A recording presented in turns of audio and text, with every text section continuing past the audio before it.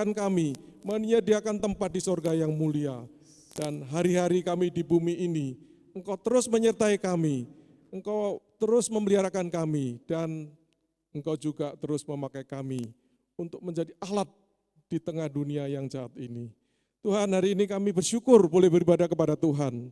Kami bersyukur boleh memuji dan memuliakan nama Tuhan. Dan juga pada kesempatan yang indah ini, kami mau mendengar sebagian daripada firman Tuhan, dibacakan, dipahami, dan dilakukan di dalam hidup kami. Kiranya Roh Kudus bekerja di dalam hati dan pikiran kami, sehingga firman-Mu tidak sia-sia, tetapi mengubah hidup kami, menyempurnakan hidup kami. Tolong kami ya Tuhan, di dalam nama Tuhan Yesus kami mengucap syukur dan berdoa. Amin. Silakan duduk.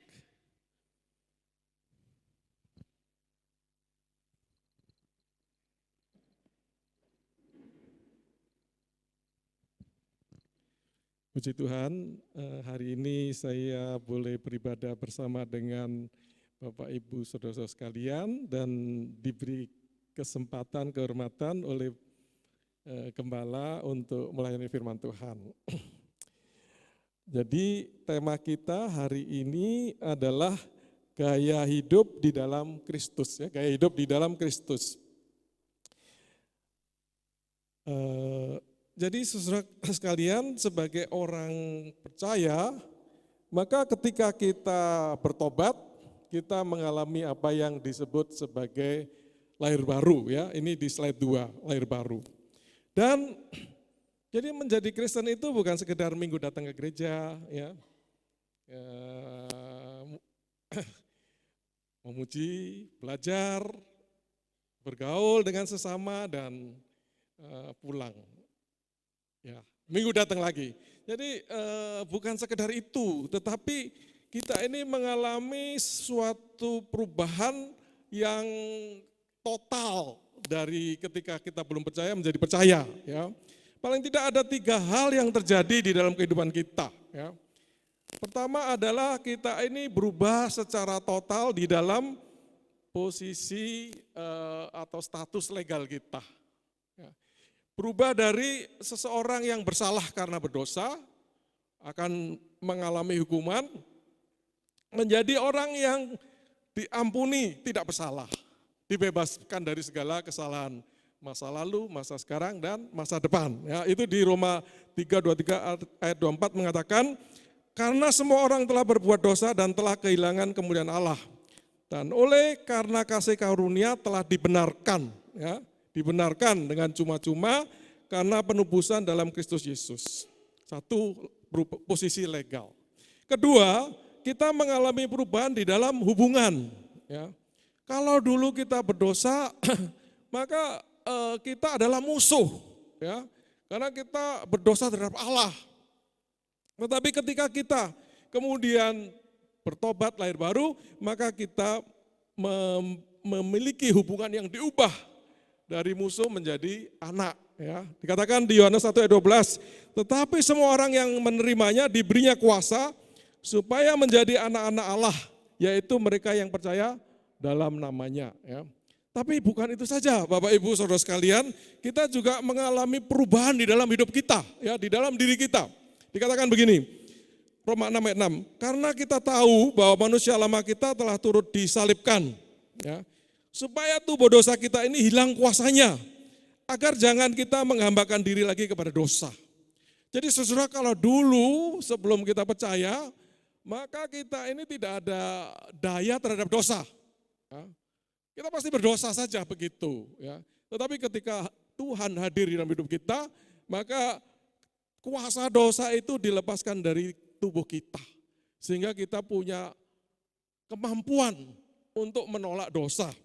Jadi saudara, jadi perubahan kita demikian radikal, ya istilahnya, ya, demikian total. Sehingga itu sudah tentu akan mempengaruhi bagaimana sebagai manusia, ya, bagaimana kita berpikir, bagaimana kita merasa, dan bagaimana kita berperilaku. Ya. Nah, sehingga Bapak Ibu Saudara sekalian, kita itu sudah pasti, ya, memiliki gaya hidup yang berbeda dengan orang-orang yang belum percaya. Ya. Nah ini yang kita ingin lihat, kira-kira gaya hidup kita itu seharusnya seperti apa. Ya. Jadi saudara, bagaimana kita mempolahkan hidup kita, ya, bagaimana kita membangun gaya hidup kita, gitu ya.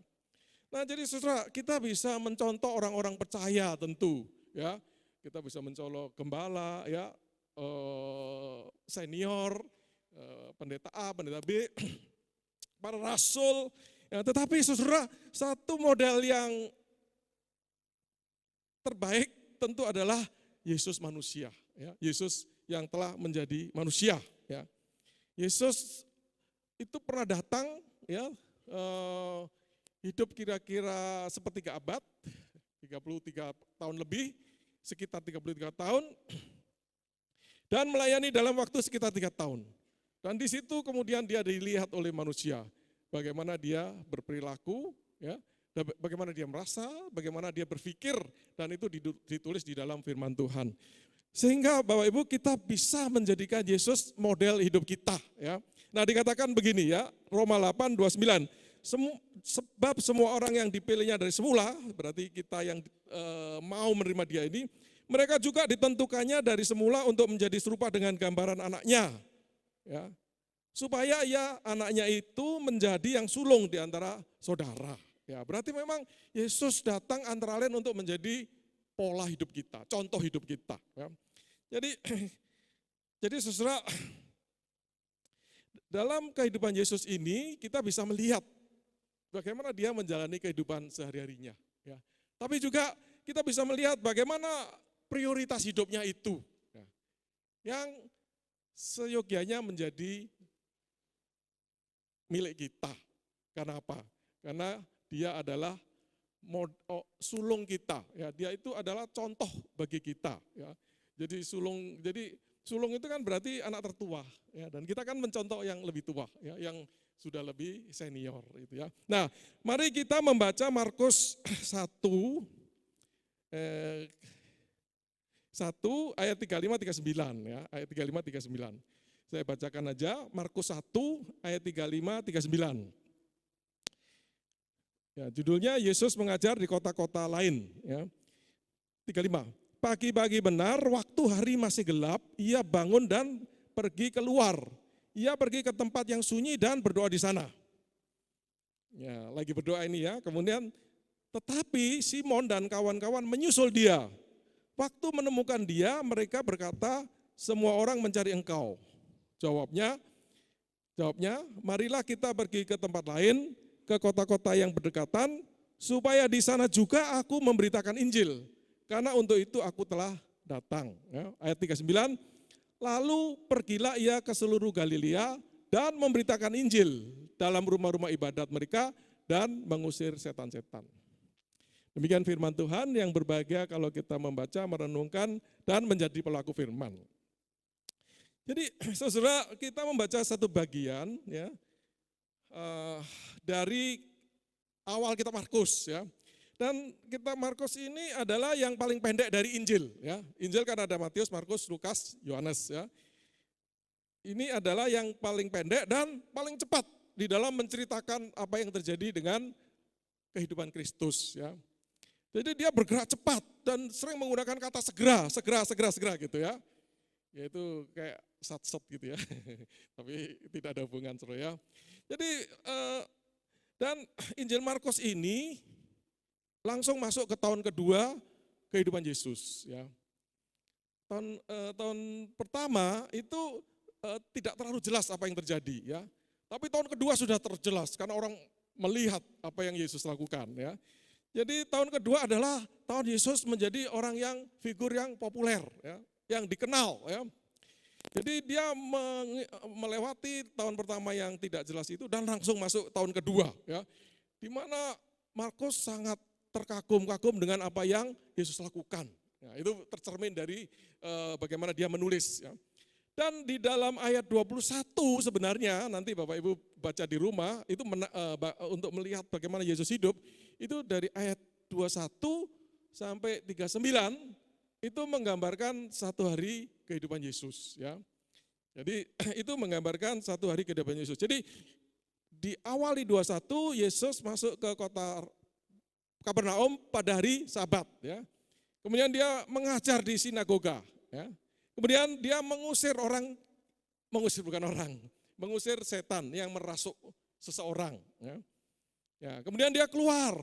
Ayat 29 dia mengunjungi ibu mertua Simon yang sakit demam. Kemudian menyembuhkan, ya. Ya, menyembuhkan. Dan nanti sore harinya banyak orang datang, ya, membawa orang yang sakit, orang yang kerasukan. Dan Tuhan Yesus menyembuhkan dan Tuhan Yesus mengusir setan dari orang-orang itu. Nah, kemudian masuk kepada bacaan kita, ya, di mana Yesus kemudian berdoa, ya. Jadi ayat 21-39 itu satu hari di dalam kehidupan Yesus. Tapi satu hari ini dikatakan oleh banyak ahli Alkitab menggambarkan bagaimana Yesus menjalani kehidupannya hari lepas hari. Ya, rata-rata beginilah gaya hidup Yesus itu. Ya, mengajar, mengusir setan, ya, menyembuhkan, begitu, ya, bergaul dengan orang-orang di sekitarnya. Ya. Jadi ini bisa memberikan inspirasi kepada kita. Bagaimana kita harusnya menjalani kehidupan kita. Karena kita adalah pengikut Kristus, ya. Kita ini Kristen, Kristus ada di dalam hidup kita, ya. Jadi apa yang terjadi di dalam hidup Yesus? Satu, Yesus menunjukkan serius dalam berdoa. Ya, dikatakan pagi-pagi benar, hari masih gelap, bangun, pergi keluar, ya, tempat sunyi, ke tempat sunyi dan berdoa. Ya. Jadi saudara, satu hari sebelumnya itu kan melelahkan, ya, dia kayak KKR atau penyembuhan dan sebagainya begitu, melayani begitu banyak orang, ya, kemudian tidur, tapi pagi-pagi benar dia sudah bangun untuk berdoa, ya. Jadi ini menunjukkan bahwa berdoa ini adalah bagi Yesus prioritas, ya. Ya, pagi-pagi dilakukan, ya. Dan kenapa kok kelihatan itu penting? Dia, saudara, mengorbankan waktu tidurnya. Ya, jadi tadi malam saya juga pulang malam, ya. Ya, pulang malam karena kedukaan, ya, pulang malam, kemudian bangun pagi. Karena ini jam 8, saudara, saya harus siap berangkat jam 6, bangun harus jam 4. Tidur harus setidurnya. Nah, akhirnya saya coba tidur nggak sampai 4 jam, saudara, ya. Nah, tapi kenapa? Karena melayani prioritas, saudara, kan saya nggak hati-hati dengan waktu, ya. Terlambat di sini, wah, gawat nih kalau ngundang Pak hari ini, bahaya, bisa nggak menentu datang atau tidak gitu kan, ya. Jadi saya harus datang jelas awal gitu. Nah, saudara, jadi karena prioritas, dan Yesus tidak peduli dengan kelelahannya, ya, dia bangun pagi. Untuk apa? Untuk berdoa, ya. Jadi dia mengorbankan waktu tambahan tidurnya itu loh, saudara, ya. Seringkali kan, kayaknya enak kalau minggu itu tidurnya ditambah. Tambah dikit lagi, ya. Akhirnya ke gereja banyak yang telat. Tapi saya lihat tadi di sini nggak begitu telat, ya, puji Tuhan, ya. Saya pernah, saudara, melayani di Makassar, ya. Pendetanya gelisah, lihat ke belakang, saya pikir, wah, ini gerejanya gede tapi orangnya dikit, ya. Tapi ternyata habis itu datang dan orang banyak, saudara.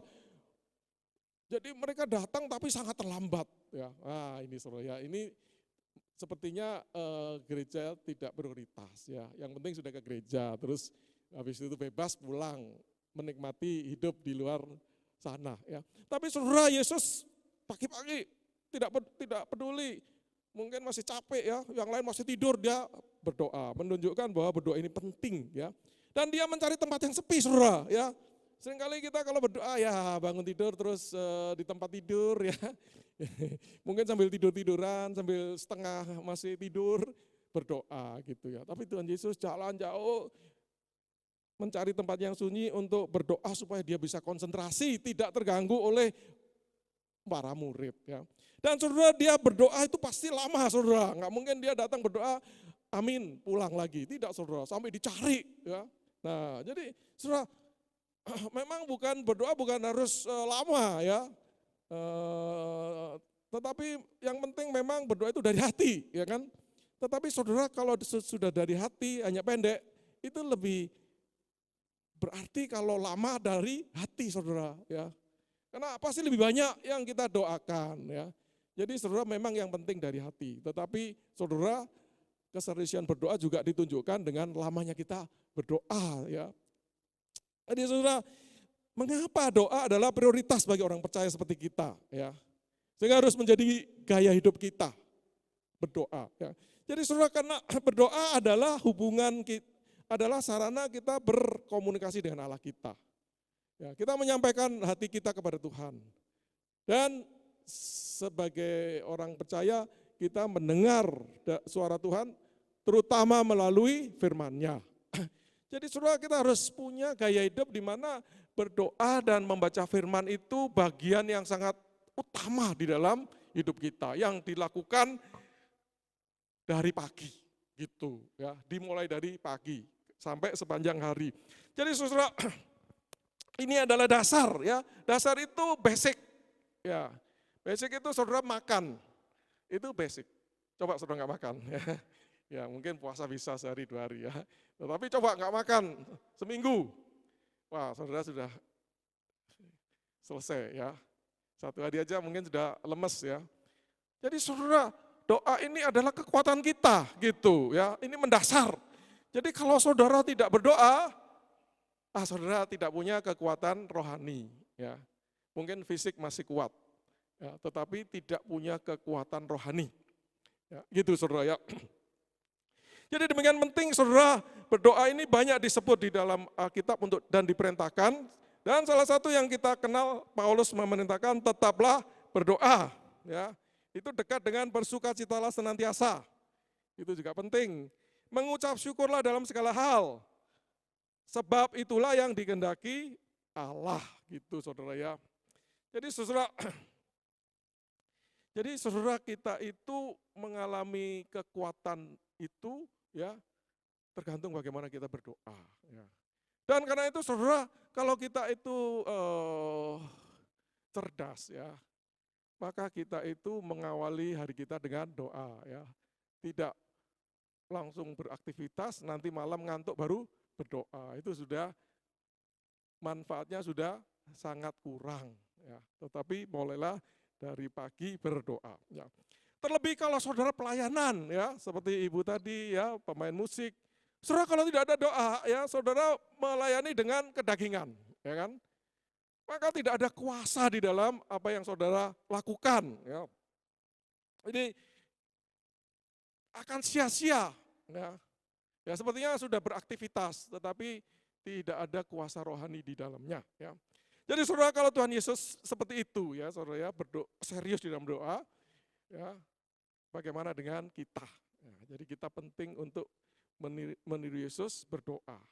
Jadi saudara, kenapa kok kalau berangkatnya jam 6 saya harus bangun jam 4? Karena saya mau berdoa saudara ya, saya diajar oleh senior saya untuk berdoa serius di pagi hari.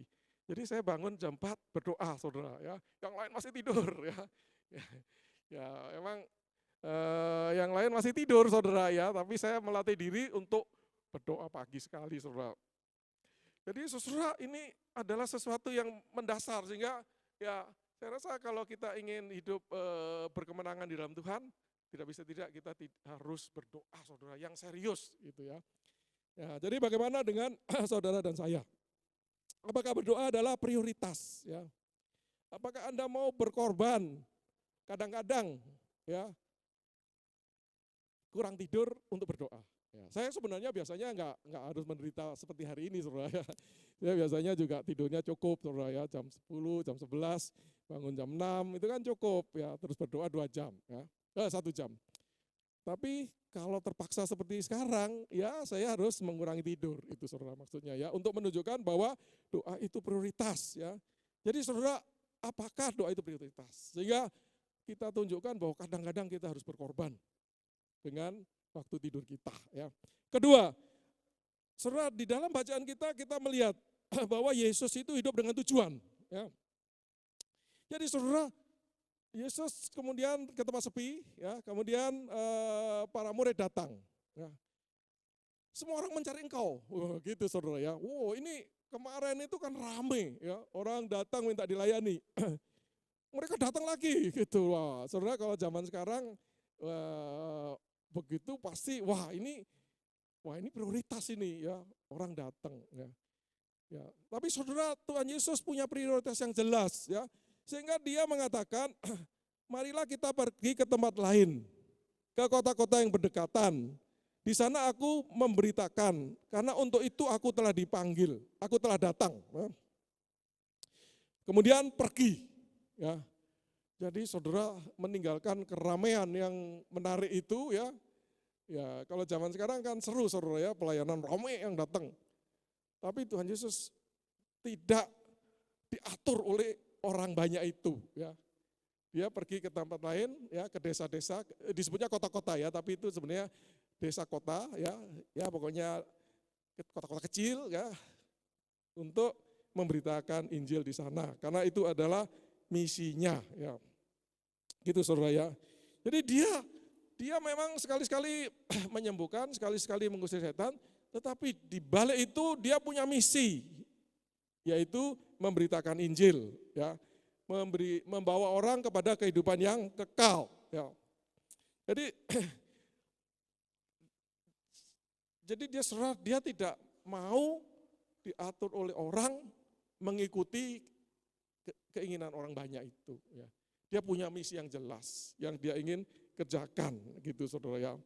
Jadi saudara sebagai gereja pun, sebagai gereja kita juga tidak mencari orang banyak, ya. Tetapi kita ingin Injil diberitakan melalui gereja kita. Ya, maka kadang-kadang kita harus melayani di desa, ya, di mana ya yang tidak menarik ya, karena di situ kita tidak mendapatkan materi, tetapi malah mengeluarkan materi, ya. Nah, jadi saudara itu menunjukkan gereja kita memiliki prioritas yang jelas, yaitu amanat agung Tuhan Yesus ya. Gitu saudara ya. Jadi saudara, refleksi kita bagaimana dengan kehidupan kita ya. Mungkin semua kita sibuk ya, kalau orang Jakarta ini kan sibuk saudara ya. Udah pokoknya dari pagi sampai malam itu nyambung terus kegiatannya ya. Pelayanan juga sibuk ya. Tapi saudara, apakah saudara puas dengan kesibukan itu? Ya. Apakah saudara di dalam kesibukan itu menyadari ada misi yang jelas? Ada panggilan Tuhan bagi masing-masing saudara itu, ya, dan kemudian saudara mengerjakan. Sehingga saudara merasa sukacita yang sejati karena telah mengerjakan apa yang Tuhan ingin saudara kerjakan. Ya, itu. Poin kedua ya, yaitu memiliki kehidupan yang punya tujuan, ya. Bukan sekedar sibuk. Ya. Ketiga ini poin terakhir saudara. Jadi saudara, di dalam bacaan kita yang dari ayat 21 sampai 35 ya, itu menunjukkan bahwa Yesus itu peduli pada orang. Ya. Salah satu di ayat 39 dikatakan dia mengusir setan-setan. Ya. Setan-setan ini membuat orang menderita saudara ya. Dia menghancurkan kehidupan orang ya. Tapi di tempat lain dia menyembuhkan gitu saudara, Tuhan Yesus ya. Jadi ini menunjukkan bahwa Yesus di dalam kehidupan sehari-hari itu bersikap peduli kepada orang lain ya. Bersikap penuh belas kasihan kepada orang lain. Ya. Termasuk satu contoh di sini adalah mertua dari Petrus ya. Satu orang saja saudara yang sakit demam ya, yang kemudian Tuhan Yesus sembuhkan ya. Terus ya habis itu banyak orang. Ya. Jadi Yesus melayani satu orang, melayani banyak orang. Tapi semua itu dia melayani dengan belas kasihan. Ya. Termasuk dia mengusir roh jahat dari seseorang ya di sinagoga ini. Ya. Nanti banyak ya di hari berikut. Ya. Jadi melayani satu maupun melayani banyak. Ya. Jadi saudara, semua ini kita bisa menangkap bahwa Yesus itu sangat peduli dengan orang, ya, sangat peduli dengan orang. Ya. Jadi saudara, kita sebagai orang percaya, orang Kristen, Kristus di dalam hidup kita, maka satu pola yang kita juga perlu bangun di dalam hidup kita adalah peduli pada orang lain. Ya, gitu saudara. Jadi kalau ada yang sakit, ya kita peduli, entah pedulinya bagaimana, ya. Tuhan itu tidak membuat kita jadi robot, saudara. Ya. Perintahnya hanya kasihi. Tetapi bagaimana mengasihi itu saudara bergumul, ya, saudara kreatif, ya. Bagaimana saya mengasihi seseorang tetangga saya, tapi saya nggak punya apa-apa, ya kan? Nah, ini perlu kreativitas, saudara, ya, untuk mengasihi orang dengan sepenuh hati, sepenuh kekuatan, ya, sepenuh pikiran, tetapi nggak punya, misalnya begitu, ya. Atau punya sesuatu, ya. Ini saja yang saya punya. Ah, saudara, jadi kita dipanggil untuk peduli, untuk mengasihi sesama. Nah, jadi saudara, kalau ada kesempatan mengasihi itu adalah peluang yang harus kita kerjakan, saudara. Ya. Jadi saudara, Kamis yang lalu kan libur, saudara, ya. Wah, terus habis berdoa itu terpikir, saudara, ya, wah saya baiknya mengunjungi adik saya yang sakit, ya, adik saya yang sakit. Ya. Sebenarnya kan libur itu bisa, wah kita kesempatan santai ini, keluar kota ini, ke Anyer atau kemana ini, ke pantai, ya, atau kunjungi cucu. Ya, kalau main dengan cucu itu kan seru, ya, yang sudah punya cucu merasakan serunya. Kunjungi cucu, main-main dengan dia, ya. Wah. Tapi saudara pada waktu itu terpikir, saya kunjungi yang ini. Adik yang sakit gitu, saudara, ya. Dan terus kami kunjungi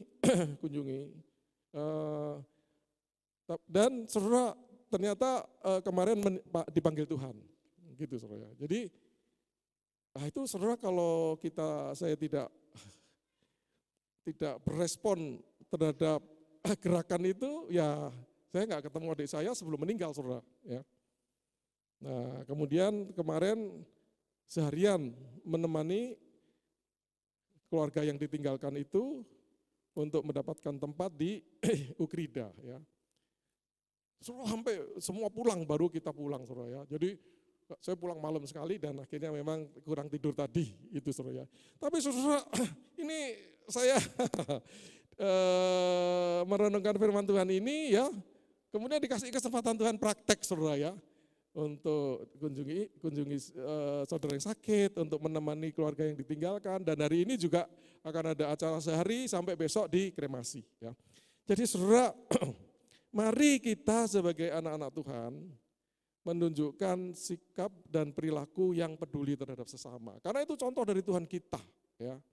Contoh dari Tuhan kita. Jadi kalau ada jemaat yang sakit, ya, jemaat yang kehilangan pekerjaan, ya, jemaat yang ditinggal meninggal, ya, menjadi janda atau duda atau ya yatim piatu, mari kita peduli gitu, saudara. Karena itu pola hidup yang ditunjukkan oleh Tuhan kita, ya. Itu, saudara, ya. Nah, jadi saudara, kita sudah merenungkan satu bagian firman Tuhan yang saya pikir cukup pendek, ya. Nah, sekarang kita tiba pada penutup.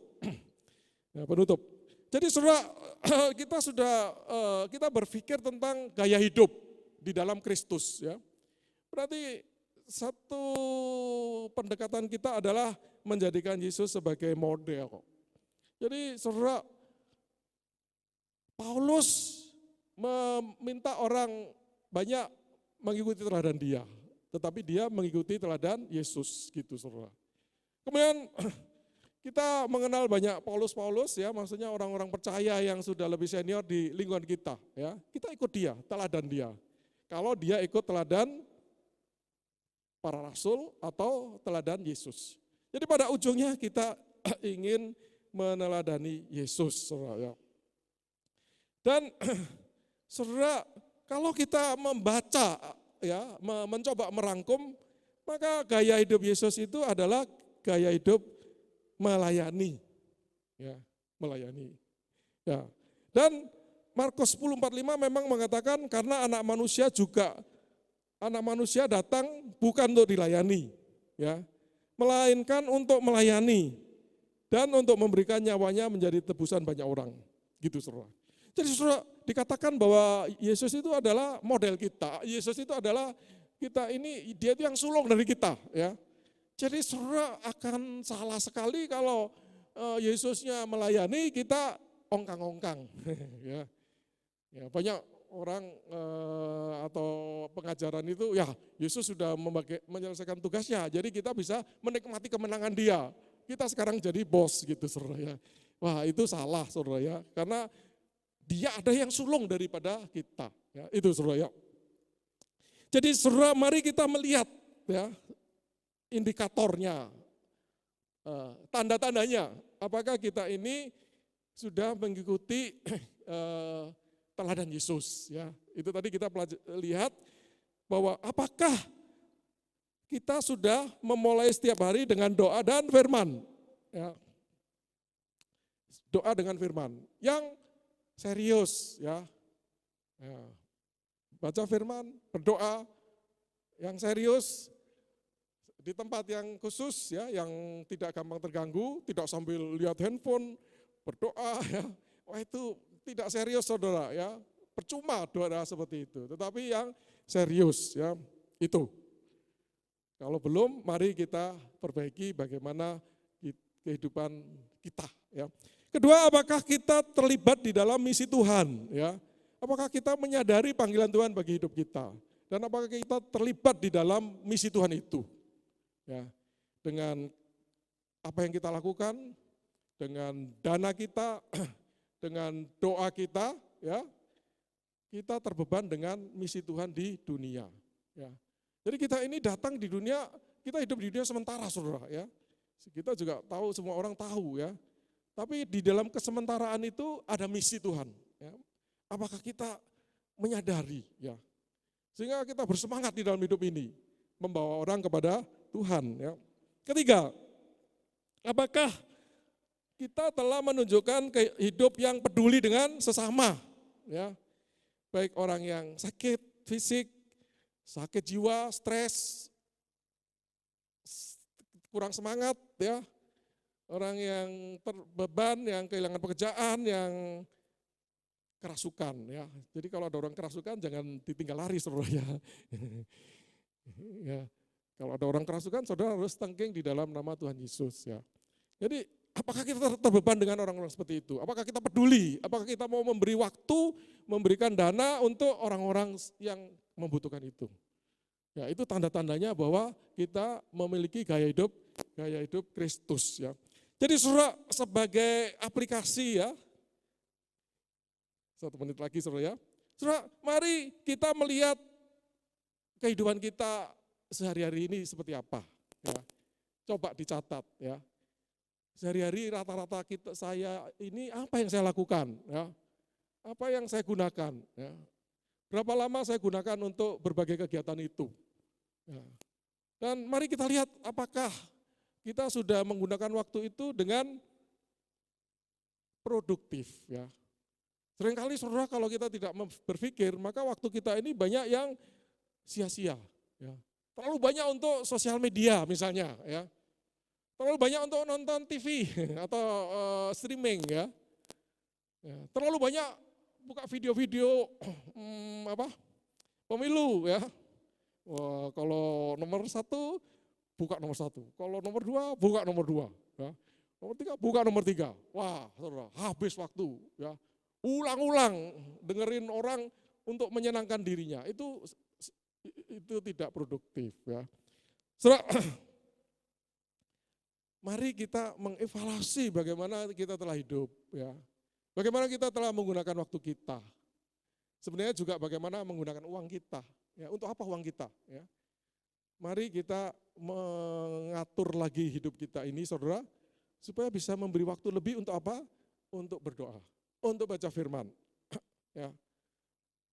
Untuk melayani dia, ya. Untuk melayani dia dan untuk peduli kepada orang lain, ya. Itu saudara. Ya, maka hidup kita akan lebih produktif.